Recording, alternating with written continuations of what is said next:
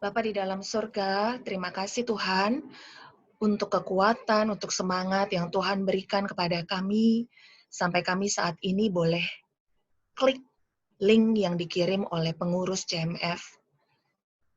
Tanpa kekuatan dari Tuhan, kami tidak akan mampu untuk menekan link tersebut dan berkumpul, bersekutu di dalam ibadah CMF, ibadah online CMF. Tuhan, kami juga bersyukur untuk teknologi yang Tuhan berikan kepada kami, untuk wifi, untuk sinyal, untuk laptop, untuk handphone yang Tuhan sediakan. Terima kasih Tuhan. Walaupun mungkin secara fisik kami sendiri, tapi kami bisa bertemu dengan saudara-saudara seiman kami dengan teknologi yang Tuhan sediakan. Bapa, kami sebentar akan merenungkan kebenaran firman-Mu. Berikan kami kelembutan hati untuk menerima apa yang Tuhan ingin berkatakan, urapi hamba-Mu, supaya hamba juga hanya menyuarakan apa yang menjadi kehendak Tuhan. Dan mampukan kami bukan hanya mendengar, tapi juga melakukan dalam kehidupan kami, sehari demi sehari. Terima kasih Tuhan.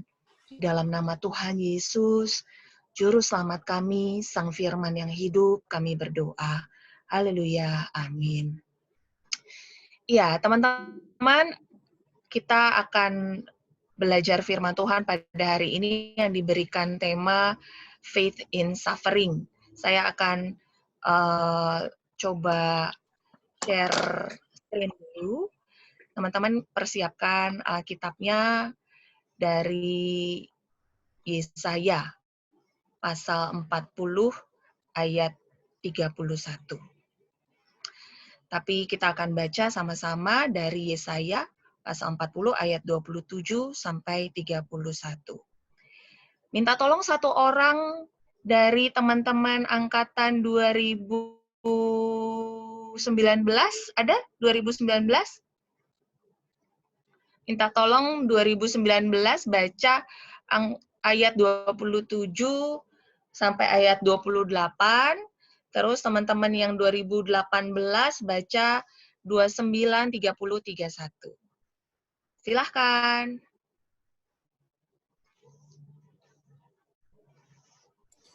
Yesaya 40 ayat 27. Mengapakah engkau berkata demikian, hai Yakub, dan berkata begini, hai Israel, hidupku tersembunyi dari Tuhan, dan hakku tidak diperhatikan Allahku. Tidakkah kau tahu, dan tidakkah kau dengar? Tuhan ialah Allah kekal, yang menciptakan bumi dari ujung ke ujung. Ia tidak menjadi lelah, dan tidak menjadi lesu. Tidak terduga pengertiannya. Selanjutnya, terima kasih. Selanjutnya, Dia memberi kekuatan kepada yang lelah dan menambah semangat pada yang tidak berdaya. Orang-orang muda menjadi lelah dan lesu, dan teruna-teruna jatuh tersandung. Tetapi orang-orang yang menanti-nantikan Tuhan mendapat kekuatan baru. Mereka seumpama Raja Wali yang naik terbang dengan kekuatan sayapnya. Mereka berlari dan tidak menjadi lesu. Mereka berjalan dan tidak menjadi lelah. iya, demikian pembacaan firman Tuhan pada hari ini. Teman-teman, sebelum kita membahas Alkitab lebih dalam, saya mau tanya sama teman-teman, apakah ada di antara kita yang sudah pernah berpacaran, terus berantem sama pacarnya, miskomunikasi lah, mispersepsi lah, pokoknya salah paham aja. Habis itu damai lagi dong. Kalau ada tolong nyalakan suaranya biar saya bisa dengar, dan nyalakan juga videonya biar saya bisa lihat ekspresinya. Yuk, masa jomblo semua nggak mungkin kan? Yuk, satu orang aja sharing, menceritakan tentang pernah berantem karena mispersepsi atau miskomunikasi. Ayo, kalau nggak saya yang tunjuk nih. Sebut acak. Yuk, siapa?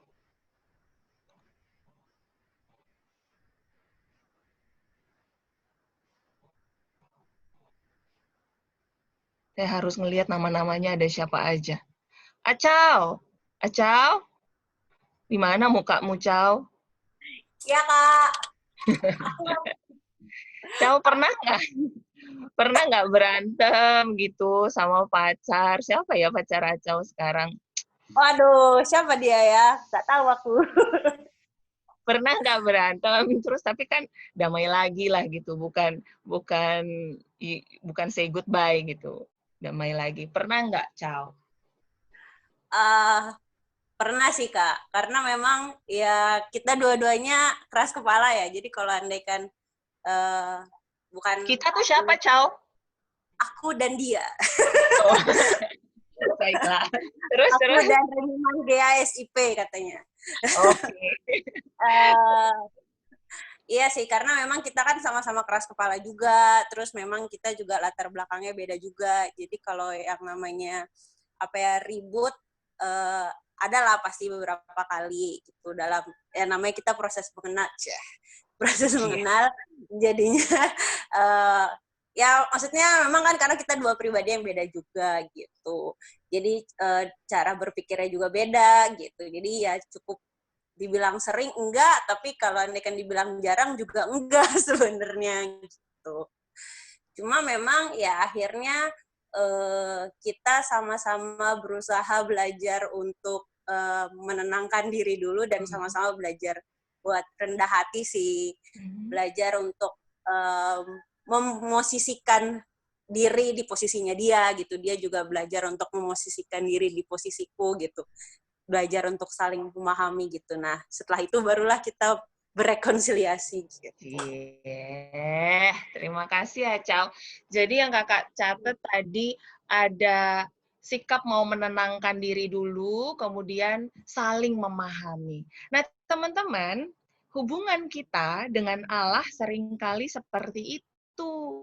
Seringkali kita juga salah paham gitu ya. Ini by the way ada gambar ibu-ibu sama bapak-bapak yang, Pak, pas pacaran dulu kok kamu nggak bilang kalau kamu itu orang miskin. Kan dulu aku udah bilang berkali-kali, cuma kamulah hartaku satu-satunya, malah kamu bilang so sweet gitu kan. Ini kan salah paham sebenarnya ya teman-teman ya. Tapi ya untunglah mereka sudah tua gitu. Untuk cerai juga capek ya kan, masa pacaran lagi udah umuran begitu. Nah, teman-teman, bangsa Israel pada saat itu juga pernah mengalami yang namanya mispersepsi, tapi bukan sama pacar, sama Allah.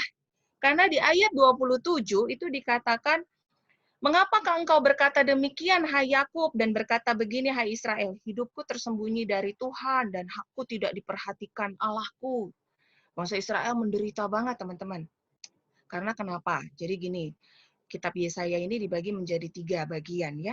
Kitab Yesaya bukan semuanya Nabi Yesaya yang menulis. Nabi Yesaya menulis hanya bagian pertama, namanya Proto Yesaya, yaitu pasal 1 sampai pasal 39.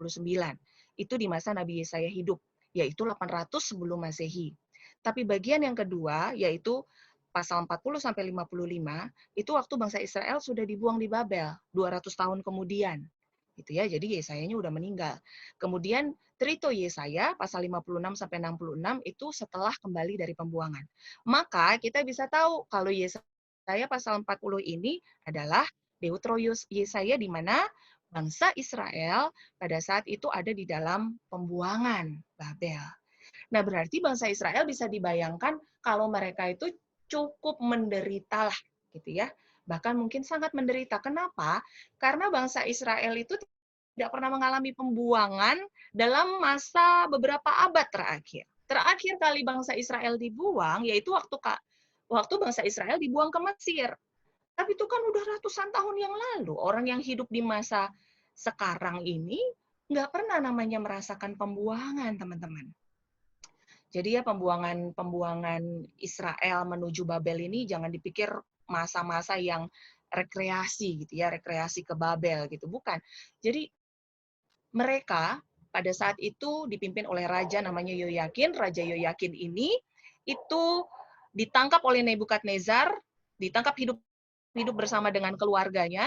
Kemudian akhirnya Israel kekosongan pemerintahan, tidak ada yang memimpin. Kalau kayak kita sekarang mungkin Jokowi ditangkap, terus kita bingung mau ngapain gitu ya.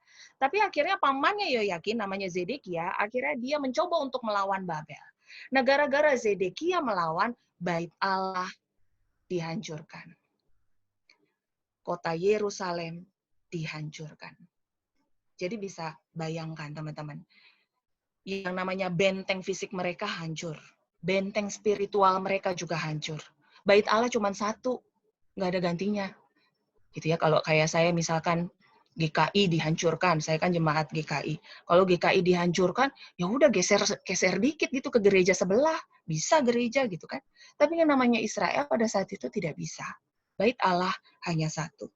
Jadi mungkin mirip-mirip ya dengan kondisi kita sekarang. Kita nggak pernah yang namanya mengalami pandemi terakhir yang apa ya, yang menderita sekali itu kayaknya abad 14 ya, waktu Black Death terjadi, Yersinia Pestis pada saat itu. Nah, oleh karena itu, di ayat 28, penulis kitab Yesaya mencoba untuk memperkenalkan kembali Allah Yahweh itu seperti apa. Diperkenalkan kembali ke umat Israel. Kenapa mesti diperkenalkan kembali? Nah, supaya teman-teman bisa mengerti, saya mencoba untuk menceritakan, ada satu pasang nih, bukan acau yang pasti, ada satu pasang yang kemarin berantem sama pacarnya, gitu ya.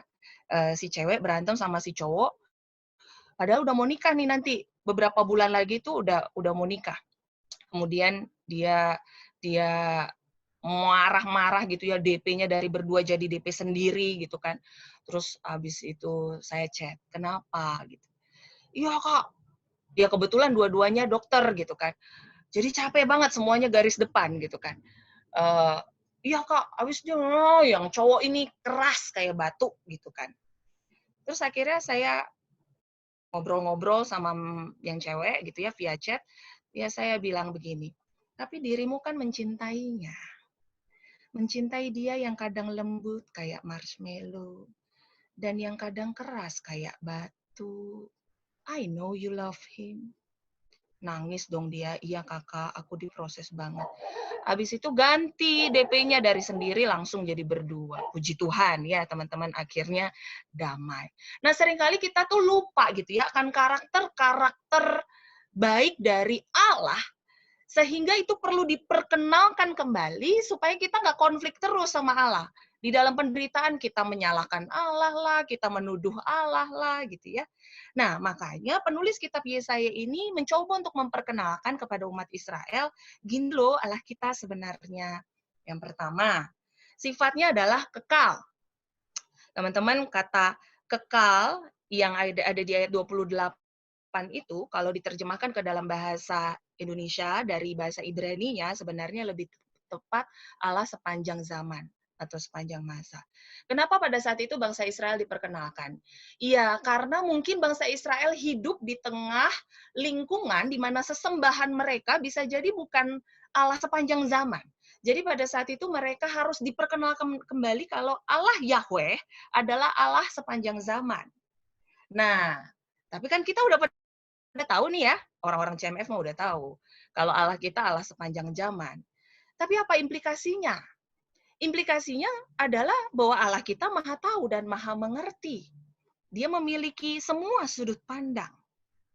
Udah tahu juga, Kak? Oke, kalau udah tahu. Tapi persoalannya, di dalam penderitaan, yang terjadi adalah, bukankah kita sering merasa bahwa kita lebih tahu dan lebih mengerti dari Allah? Contoh, misalkan ketika saya menghadapi persoalan atau menghadapi kesulitan, mulailah merasa gitu ya, Tuhan nggak tahu apa kalau aku tuh menderita, belum selesai masalah yang satu, udah lagi ada masalah yang lain. Belum selesai masalah ujian UKM PPD, lagi belajar asik-asiknya, tiba-tiba stay at home gitu ya. Hidup UKM PPD, Raul, Uti, dan teman-teman. Belum selesai ujian-ujian yang lain, tiba-tiba udah pandemi gitu kan. Keselin nggak sih Tuhan? Atau kadang-kadang kita membandingkan diri dengan orang yang lain. Tuhan nggak tahu apa. Kalau aku tuh udah capek Tuhan, hidup kayak begini tuh capek. Teman-temanku tuh loh yang lain udah pada punya pacar, udah nikah, udah punya anak. Aku pacaran 1 kali aja belum Tuhan. Tega banget sih Tuhan gitu ya. Kadang kita tuh ngerasa bahwa kita tuh lebih mengerti dari Tuhan. Tapi satu hal teman-teman, saya juga pernah loh kayak gitu. Saya pernah mengeluh seperti itu, dan akhirnya Tuhan mempertemukan saya dengan sebuah lukisan. Ya, lukisannya bukan ini, tapi ya saya kasih tahu aja lah kira-kiranya begini. Soalnya susah, nyari lukisan yang kayak gitu tuh susah. Saya bertemu dengan sebuah lukisan dan saya tertunduk malu. Kenapa? Karena pada saat itu Allah seolah berbicara kepada saya. Susan, apakah kamu mau menjadi alatku? Mau Tuhan. Udah jadi pengurus, udah jadi panitia dari zaman SMP, khotbah juga udah dari SMP. Ya masa nggak mau dipakai jadi alat Tuhan, ya nggak? Mau Tuhan, gitu ya. Semangat di depan. Susan, mau tidak kamu menjadi cat bagi kanvasku? Mau Tuhan. Susan, maukah kamu menjadi warna hitam? Tek, langsung saya diam. Warna hitam. Bukankah warna hitam akan merasakan kepekatan dan kekelaman di sekitarnya? Tuhan, lama sekali saya berpikir dan akhirnya saya bisa menjawab seperti ini. Tuhan, bila dengan aku menjadi warna hitam di tanganmu, itu dapat memperindah lukisanmu, maka aku mau. Aku tidak bisa melihat aku dipakai menjadi apa, aku memperindah atau mempercantik apa, yang aku tahu hidupku kelam, hidupku gelap. Tapi bila itu bisa mempercantik lukisanmu, aku mau. Kalau lukisan ini, saya mencari lukisan yang mirip-mirip. Lukisan ini warna hitamnya bisa mempercantik pohon sakuranya. Tanpa warna hitam, itu tidak akan terjadi. Sampai suatu saat saya mengerti bahwa iya ya betul, penderitaanku mempercantik lukisan Allah. Kenapa? Karena kesusahan saya, misalkan di tahun 2018, itu akhirnya membawa saya bertemu dengan seseorang di tahun 2019 yang pergumulannya sama persis. Terus akhirnya orang tersebut, saya tanya, kenapa kamu cerita sama saya? Karena kan kakak bilang kalau kakak pernah begini gitu ya. Jadi aku cerita sama kakak karena kakak lebih mengerti apa yang aku alami. Oh iya juga ya. Inilah fungsi warna hitam. Inilah fungsi ketika aku menjadi warna gelap di dalam lukisannya Tuhan. Tapi sesekali aku bisa dipakai menjadi warna putih, pink, kuning, yang cerah-cerah aja. Tapi sesekali di dalam lukisan Tuhan, aku menjadi warna yang gelap. Tuhan yang bisa lihat kan kanvasnya dari sini, saya jadi cat di situ, mana bisa saya melihat saya jadi apa ya? Saya jadi bunga kan, jadi rumput, jadi kolam. Tapi Tuhan di sini bisa melihat, Susan, lihatlah warna hitammu yang menghias batang sakura itu. Gitu. Nah, teman-teman, yang kedua, bagian yang dijelaskan oleh penulis kitab Nabi Yesaya adalah bahwa Allah menciptakan bumi dari ujung ke ujung. Teman-teman, orang Yahudi itu percaya bahwa konsep dunia itu datar. Ya, konsep dunia datar itu dilestarikan dari zaman ke zaman sampai Galileo Galilei muncul. Jadi pra Galileo Galilei, gereja pun termasuk percaya bahwa bumi itu datar, ya. Jadi datar, terus kayak gitu di sini ada kubah. Kubahnya isinya bulan, bintang, matahari. Matahari, bulan, bintang itu mengelilingi bumi. Makanya waktu Galileo Galilei bilang, bumi itu bukan pusat dari alam semesta, kita itu mengelilingi matahari, bumi itu bulat. Dihukum dong sama gereja Galileo Galilei, jadi tahanan seumur hidup. Ya karena melawan gitu ya konsep yang selama ini mereka pahami. Jadi mengerti ya bahwa pencipta bumi dari ujung ke ujung, itu maksudnya betul-betul ujung ke ujung gitu ya. Nah, artinya yang mau disampaikan adalah bahwa Allah menciptakan segala sesuatu. Kita ngerti nih, di sini nih kita ngerti. Allah sanggup menyelesaikan segala sesuatu yang kita pikir kita tidak bisa selesaikan gitu ya, tapi Allah sanggup. Kita mengerti. Tapi persoalannya di dalam penderitaan, bukankah seringkali kita memanfaatkan kemahakuasaan Allah? Tuhan, bukankah Tuhan berkuasa untuk menghilangkan coronavirus disease 19 ini, COVID-19 ini dalam waktu satu kali snap finger? Bukankah Tuhan bisa untuk mengerjakan semuanya? Bukankah aku bisa lulus menjadi dokter dengan tanpa belajar? Dengan tanpa berusaha? Bukankah Tuhan bisa? Bisa, emang bisa. Tapi persoalannya ini, saya menampilkan gambar ini teman-teman supaya kita bisa mengerti ya bahwa kemahakuasaan Allah jangan dilepaskan dari relasi Allah dengan kita yang adalah Bapa dan anak. Seorang Bapa melatih anaknya untuk naik sepeda. Bukan berarti bapaknya nggak bisa boncengin anaknya kemana-mana. Tapi bapaknya melatih anaknya untuk naik sepeda, sehingga anaknya kadang harus jatuh, kadang harus berdarah, kadang harus terluka, karena ingin melatih anaknya. Maka kalau misalkan di dalam penderitaan wabah seperti ini, saya melihat Allah sedang melatih kasih dan kemanusiaan kita. Maukah kita berbela rasa, maukah kita berempati kepada orang-orang yang menderita? Maukah kita tidak hanya santai dengan segala kenikmatan hidup, tapi maukah kita juga berkorban seperti yang Itin tadi ceritakan? Maukah kita juga memberi kepada orang yang membutuhkan? Kemudian yang berikutnya adalah bahwa Allah itu tidak menjadi lelah dan tidak menjadi lesu.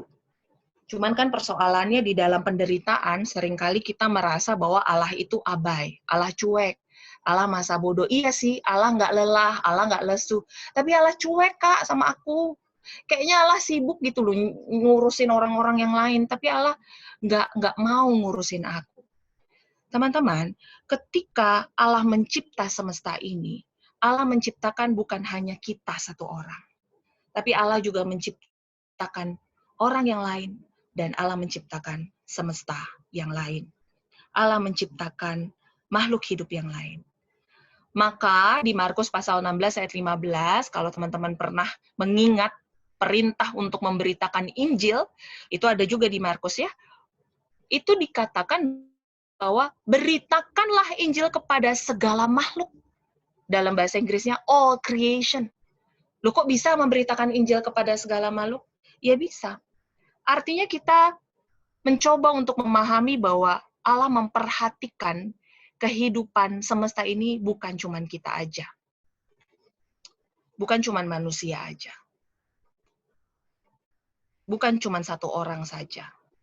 Tuhan memperhatikan semuanya. Kita sadar ya bahwa di dalam masa-masa pandemi ini, manusia memang dirugikan. Tapi alam sangat diuntungkan. Polusi menurun drastis, sangat bersih udara. Maka kita bisa memahami karakter Allah yang demikian. Nah, ini yang tidak boleh kita lupakan. Di dalam ayat yang ke-28 bagian akhir, dikatakan bahwa Allah tidak terduga pengertiannya. Waktu Tuhan bukan waktu kita. Pikiran Tuhan bukan pikiran kita.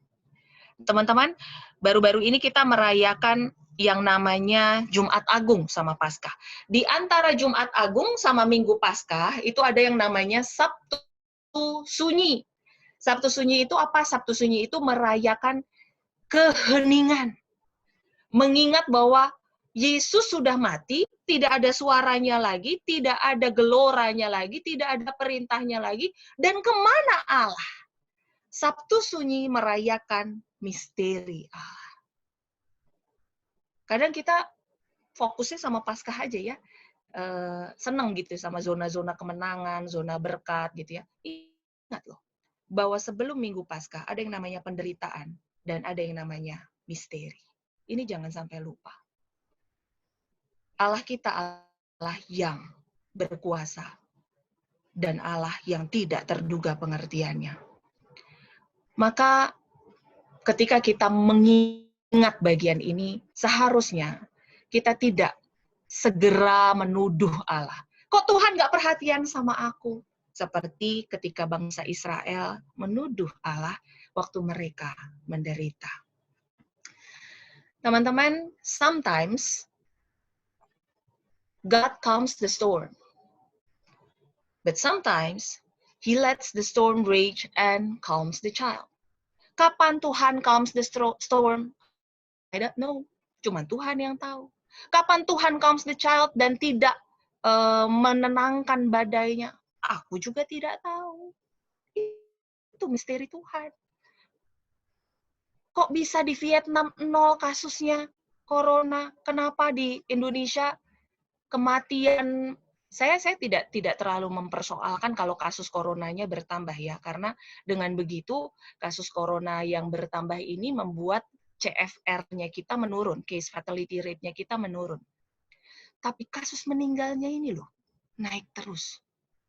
Dan dari hari ke hari bukannya semakin kecil kasus meninggalnya, malah semakin besar. Terus saya bertanya, Tuhan kenapa di Vietnam 0? Terus di Indonesia bisa seperti itu, gitu ya. Gak tahu.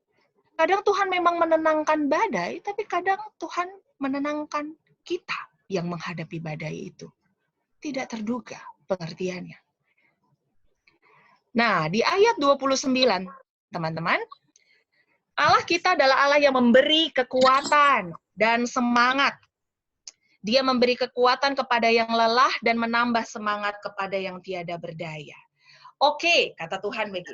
Oke, Susan, Ivena, Micin, Acau, dan teman-teman CMF, kalian tidak mungkin mengerti misteriku. Kalian tidak mungkin memahami aku secara penuh dan secara utuh. Tapi, ingat, aku memberikan kekuatan dan semangat kepadamu. Itu yang mau Allah sampaikan. Kadang kita memang tidak mengerti mengapa penderitaan itu ada dan kenapa penderitaannya jenisnya ini, gitu ya. Kita nggak mengerti. Tapi yang pasti, ini yang harus dipegang, yang pasti, Allah adalah Allah yang memberikan kekuatan dan semangat kepada kita. Seperti ketika Allah memberikan resusitasi jantung paru kepada kita. Cuma teman-teman, saya mau mengajak kepada kita semua untuk melihat ayat 29, bahwa ada kata kepada yang lelah, kepada yang tiada berdaya. Oleh karena itu, teman-teman, marilah kita mengaku, dan marilah kita jujur kalau kita lelah dan kalau kita tidak berdaya. Marilah kita melihat diri kita bukan sepenuhnya kuat dan bukan sepenuhnya mampu. Karena kalau kita melihat diri kita demikian, satu, kita tidak akan merasa butuh Tuhan. Yang kedua, seperti yang tadi saya katakan, kita akan terlalu betah dengan zona kemenangan Paskah, lupa sama penderitaan, dan akhirnya underestimate penderitaan orang lain. Kenapa sih yang namanya kuliah online aja stres gitu ya? Akhirnya kita bisa ngomong kayak begitu. Kenapa sih diam di rumah aja stres? Belum juga berdiri di garis depan menghadapi pasien-pasien itu. Akhirnya kita bisa ngomong begitu. Karena kita merasa sanggup, kita merasa kuat. Hati-hati teman-teman. Ada orang yang ketika diresusitasi sama Tuhan, langsung bisa melek, langsung bisa ngomong. Tapi ada orang lainnya yang butuh berhari-hari, butuh berbulan-bulan. Marilah kita sebagai anak-anak Tuhan tidak merendahkan, tidak meremehkan penderitaan dan kesusahan orang lain. Tapi di saat yang bersamaan, mari kita juga melihat Allah pasti memberikan kekuatan. Manakah aku nggak kuat, aku nggak semangat dengan hidupku sekarang gitu ya. Teman-teman, saya hadapi grup itu banyak sekali gitu ya. Grup dokter, grup mahasiswa gitu ya. Dan grup mahasiswa teologi itu ada yang tertekan sekali karena mereka tidak bisa menyelesaikan tesis sesuai dengan waktu yang diharapkan. Dan pada saat itu saya bingung. Saya hanya bisa untuk ikut merasakan apa yang menjadi kesedihan mereka. Tapi di hari besoknya, saya melihat kok tiba-tiba mereka saling menyemangati satu dengan yang lain. Saya diem tuh, saya cuma jadi pengamat grup. Ada kan ya di antara kita yang kalau ngebuka grup cuma mengamati aja ya, nggak komen, nggak ngomong, nggak muncul. Saya tuh ngeliatin aja, kok tiba-tiba mereka bisa semangat ya? Kok tiba-tiba mereka bisa kuat ya? Padahal kemarin tuh patah semangatnya luar biasa. Hari ini mereka bisa semangat. saya melihat teman-teman bahwa Tuhan pasti memberikan kekuatan dan semangat kepada kita. Hanya seringkali kita ngatur kadar kekuatan dan semangat yang Tuhan harus berikan kepada kita. Tuhan pasti memberikan kekuatan dan semangat. Itu kata firman Tuhan. Tapi persoalannya kita yang suka ngatur. Berapa jumlah kekuatan yang harus kita terima? Berapa jumlah semangat yang harus kita terima? Padahal teman-teman, dengan modal sedikit kekuatan dan semangat itu, kita bisa memberkati orang lain. Tidak perlu harta, tidak perlu talenta, tidak perlu satu kehebatan yang dipandang oleh dunia, tidak perlu. Hanya butuh kekuatan dan semangat. Coba kalau teman-teman nggak kuat dan nggak semangat, teman-teman seperti yang tadi saya katakan dalam doa, tidak akan bisa klik link ini. Tidak akan bisa duduk di depan laptop. Justru karena Tuhan kasih kekuatan kita di depan laptop, kita bisa bertemu muka, walaupun dengan kamera. Jadi Tuhan pasti sebenarnya memberi kekuatan dan semangat. Sebelum masuk ke kekuatan yang semangat yang optimal, di ayat 30, kembali lagi penulis kitab Yesaya menjelaskan bahwa orang-orang muda menjadi lelah dan lesu, dan teruna-teruna jatuh tersandung. Ini mau membicarakan bahwa jangan sombong dengan kita menjadi muda. Jangan sombong dengan kita menjadi teruna, karena toh pada akhirnya jatuh. Ini juga kayak COVID itu ya, jangan sombong. Kalau kita muda, mentang-mentang COVID katanya banyak menyerang orang-orang yang sudah lanjut usia, tapi jangan sombong juga dengan kita menjadi muda. Karena bisa jadi kita kena. Artinya di ayat 30 ini, pesan firman Tuhan yang ingin disampaikan, jangan bergantung pada prinsip dunia. Kalau kaya itu lebih aman, kalau olahraga lebih sehat, pasangan cantik atau ganteng lebih bahagia, gitu ya. Kalau selingkuh gimana, ya kan? Dokter pekerjaan yang menjamin. Sekarang dokter itu, aduh, orang tua cita-citanya anak-anaknya jangan jadi dokter dulu, malah ya kalau bisa ya, gara-gara wabah seperti ini, gitu kan. Apapun prinsip dunia, teman-teman, anggaplah itu 1 tambah 1 sama dengan 2, di mana Allah bisa menjadikannya 1 tambah 1 sama dengan 1. Kalau begitu, Kak, kita nggak perlu dong memahami prinsip-prinsip dunia. Kalau begitu, Kak, kita cuek aja dong sama yang namanya pengetahuan, ilmu pengetahuan. Enggak juga. Itu sama seperti ketika kita memahami batu yang menutup kubur Yesus berat. Tapi, toh bisa bergeser. Artinya kita memang harus tahu, kita tetap belajar juga. Kalau yang namanya appendicitis itu harus appendektomi, harus dibuka gitu kan. Kalau yang namanya demam ya kira-kira lah minum paracetamol begitu. Kita harus tahu. Tapi 1 tambah 1 bisa jadi sama dengan 1 sama Tuhan gitu ya. Artinya jangan terlalu bergantung kepada prinsip-prinsip dunia, tapi bergantunglah sama firman Allah. Nah, ini yang diberikan oleh pengurus CMF kepada saya, satu ayat ini sebenarnya, ayat 31. Bagaimana kita mendapat kekuatan dan semangat. Saya akan bacakan sekali lagi, tetapi orang-orang yang menanti-nantikan Tuhan mendapat kekuatan baru. Mereka seumpama Raja Wali yang naik terbang dengan kekuatan sayapnya. Mereka berlari dan tidak menjadi lesu, mereka berjalan dan tidak menjadi lelah. Caranya teman-teman ternyata cuma 1, yaitu menanti-nantikan Tuhan. Kayak gimana sih menanti-nantikan Tuhan itu? Menunggu Tuhan lewat. Memang terjemahan lebih tepatnya itu menunggu Tuhan lewat. Jadi bukan menanti-nantikan Tuhan tuh menanti-nantikan akhir zaman. Dalam konteks saya tidak bicara ke arah sana. Tapi menantikan seperti Tuhan mau lewat. Caranya adalah ya berdiam diri di hadapan Tuhan. Dijelaskan lagi kok di pasal 41 ayat 1. Bukan semakin sibuk.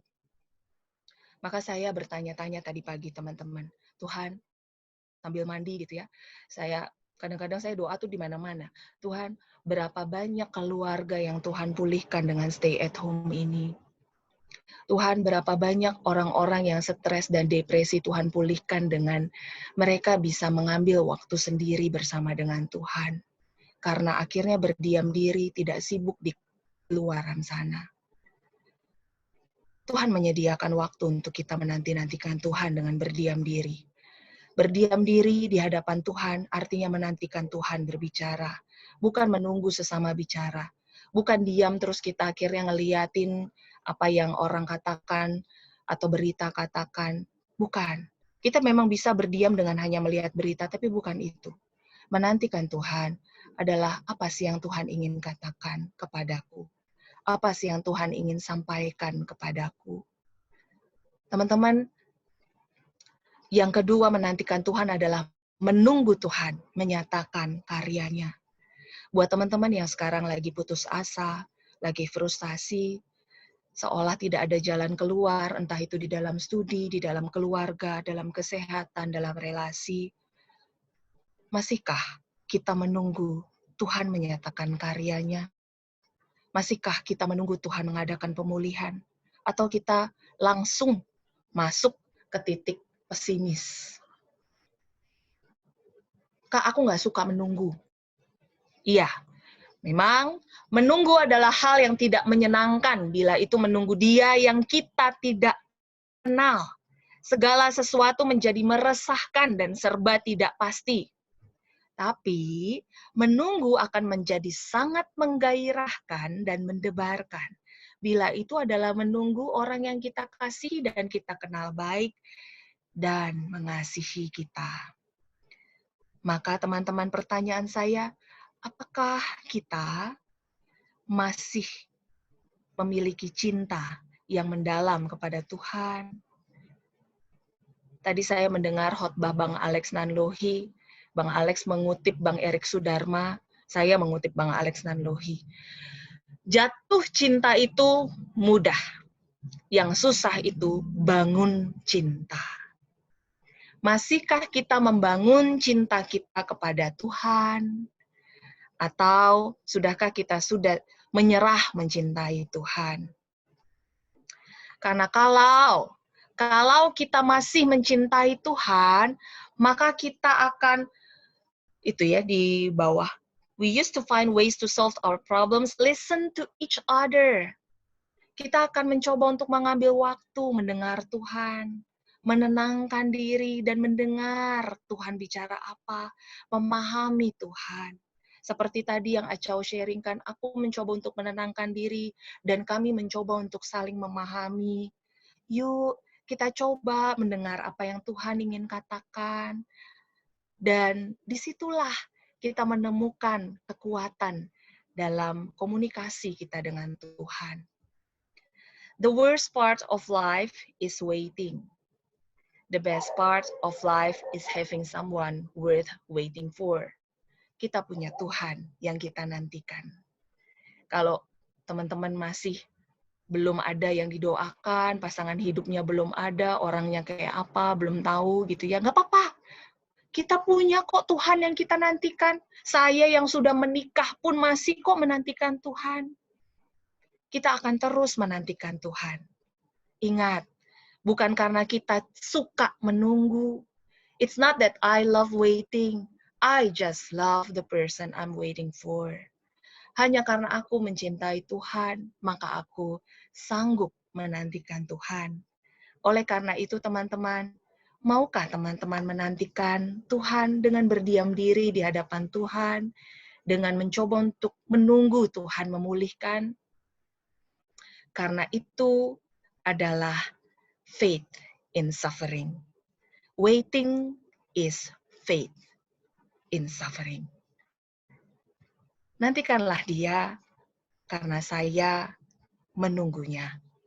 Dan saya mengajak saudara semua untuk menunggu dan menantikan Tuhan. Memulihkan keadaan kita dan menantikan Tuhan juga bicara. Jangan kita terus yang bicara. Tuhan juga bicara. Yuk kita berdoa. Bapa, ampuni kami Tuhan kalau kami seringkali resah. Karena mungkin kami tidak memiliki pengenalan yang baik terhadap Tuhan. Ampuni kami Tuhan kalau kami sering menuduh Tuhan yang tidak-tidak di dalam penderitaan kami. Karena mungkin kami tidak punya waktu untuk mendengar Tuhan. Ampuni kami Tuhan kalau kami sering kali menyerah pada penderitaan. Karena mungkin kami lupa bahwa Allah memberikan kami kekuatan dan semangat. Ampuni kami Tuhan.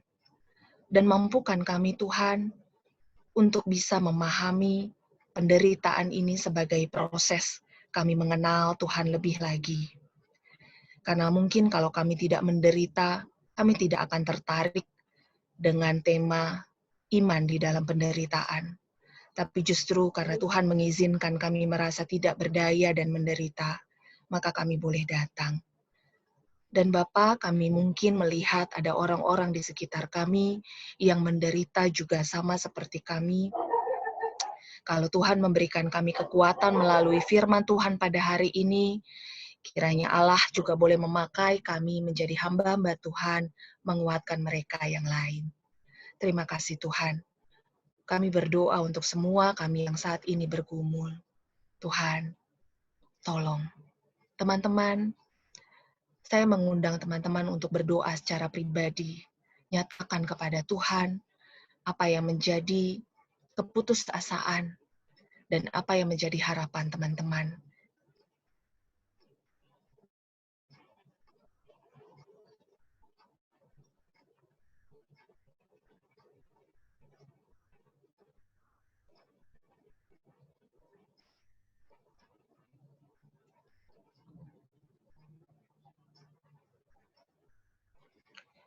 Bapa, dengar doa mereka Tuhan.